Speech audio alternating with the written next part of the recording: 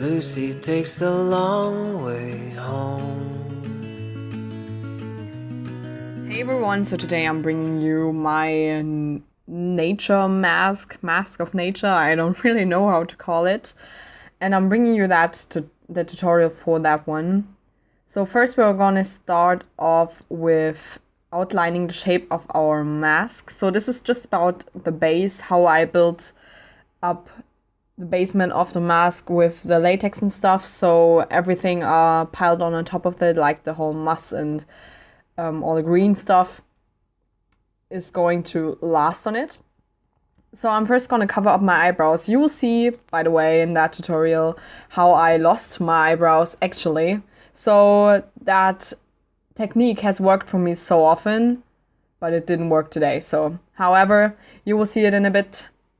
We're just continuing to fill in the outlines with a layer of latex. I'm actually gonna put on 3 layers and letting each one dry in between. Also putting this over your eyebrows.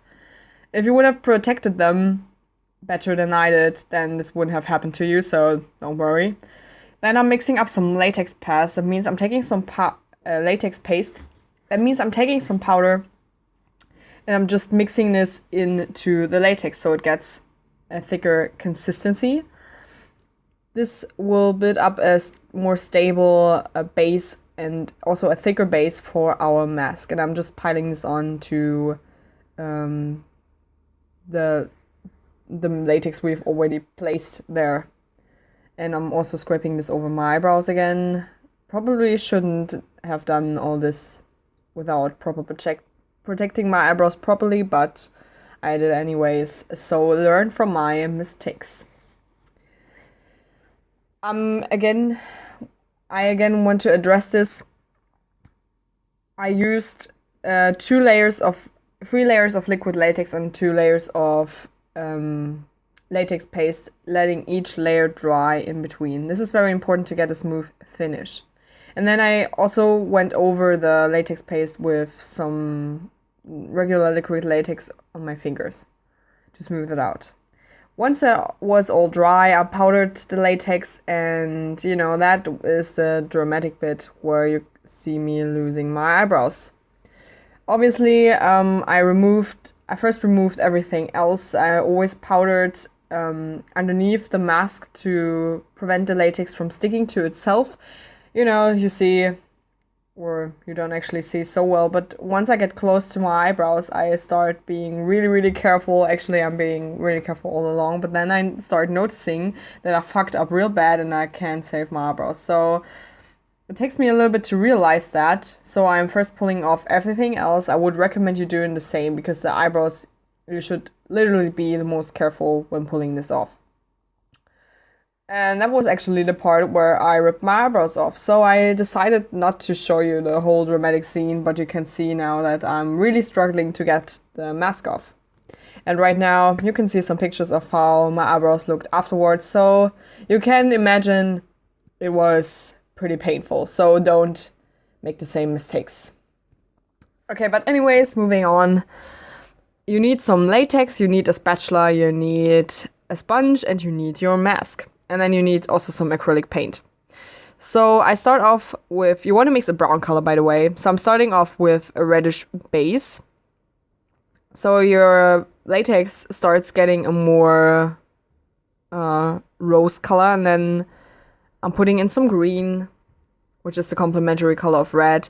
And I'm continuing this to make the paste darker, and I'm just trying to keep in mind that the latex, once it dries, the color is getting much darker because the latex is going to be translucent.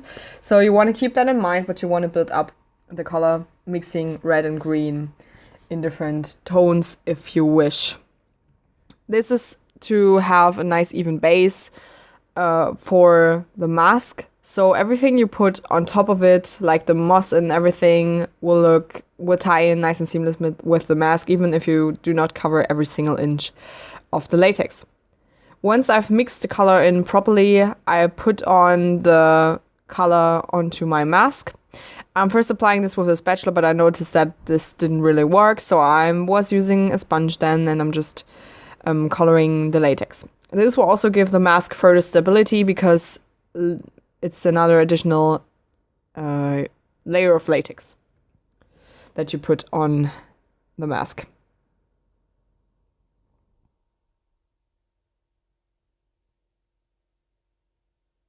I'm doing about 2 layers of that, again letting each layer dry. And once it dry, it shall look like that. And you're gonna put a little bit of powder on there just to prevent it from sticking to itself, and again pulling off the whole thing from your workplace, from a working area.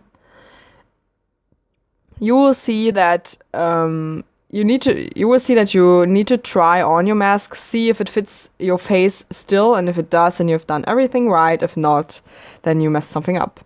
Then I piled on everything that I've got on my mask, and it was just a process of trial and error, really. I tried a lot of things and I messed it up quite a few times until I got a positioning that I was really happy with. But anyways, I tried to go a little bit random with all the different types of moss I got, and also I got some tree. I don't know what it's called, man. I have no idea, but you see what I'm using. It's obvious. I've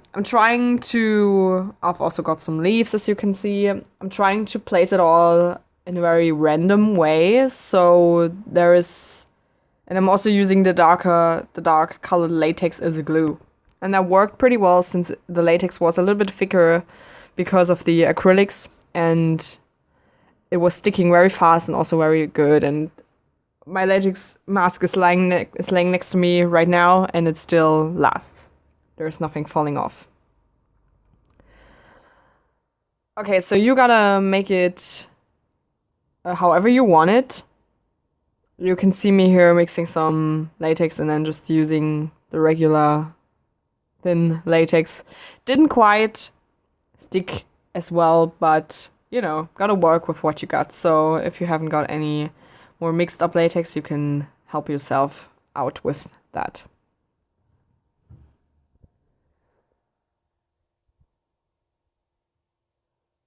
Another thing that I want to address, it was a very long process. It didn't happen overnight.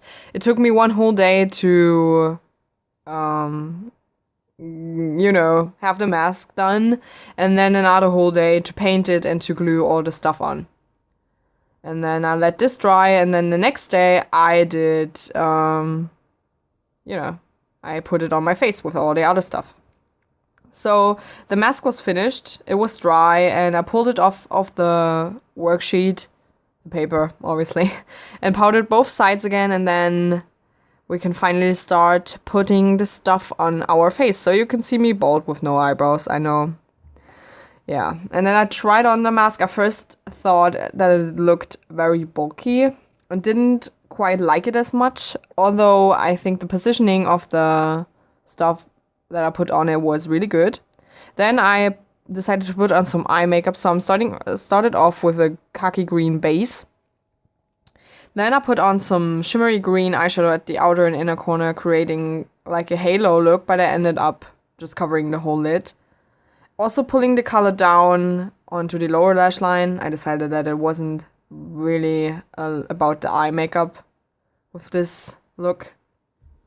Then I took a light green and the dark green out of the Metallic Stones palette by Zoeva, putting the light color into the inner corner and the darker one at the outer corner.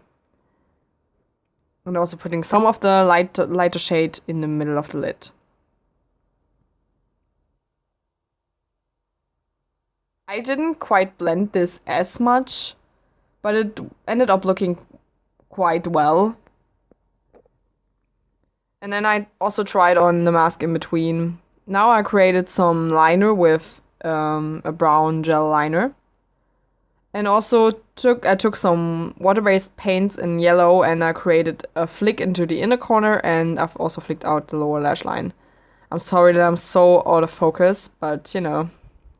Then I put on some mascara, and the eye makeup look was almost complete. I just finished off with some brown liner in the lower waterline. Now I started by gluing on the mask to my face. first I just figured I had to cover my leftover eyebrows, so I'm doing the glue stick method again. So I'm doing a layer of glue stick, a layer of mace sticks, letting each layer dry in between, and then going over with a layer of mace sticks again, glue stick again.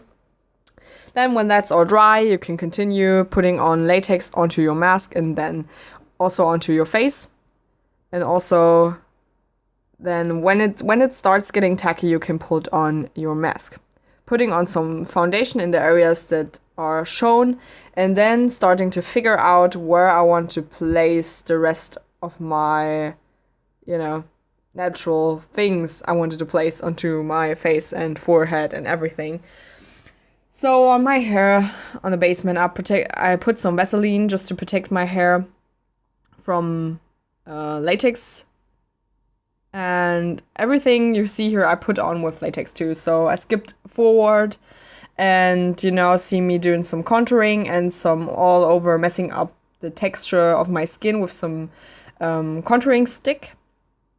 And then I'm taking some green cream makeup and I'm just going around the edges of the mask. You need to be quite careful with this because it sticks better to the latex than to the skin, so the color there is actually darker than the rest of the skin. And then we are finished with our nice makeup look. I hope you enjoyed it.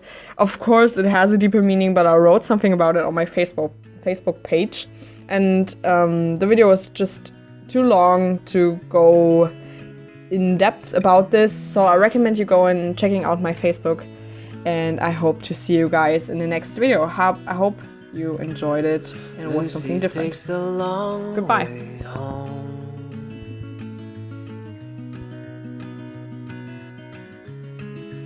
Meets me in a field of stone.